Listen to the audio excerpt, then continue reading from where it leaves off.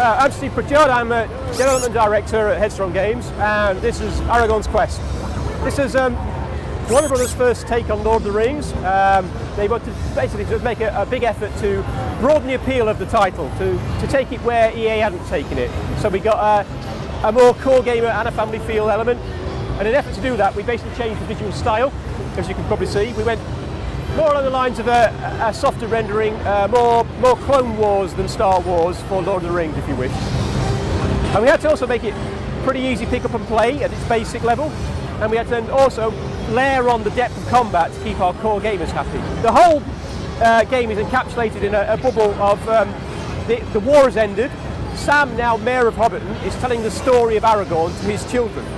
And what you see is all the elements that made Aragorn great throughout the entire film, just encapsulated in small chunks of gameplay.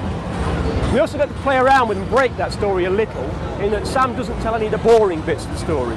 All he tells is how great Aragorn was and how exciting it was to be part of those times. So he layers on extra abilities, extra detail. Rather than saying, in Moria we saw some goblins, it was dark, we ran away, we saw a Balrog, we ran away, and now Gandalf died, we had a load more detail. We had extra stuff in that Sam thinks is a great storytelling element, so we build upon it and we had more than ever. For the core gamer, there's probably about 25-30 hours of gameplay here. There's a great deal of story to explore. We had lots of side quests, lots of collecting missions, lots of elements that aren't essential to playing the main game through from start to finish.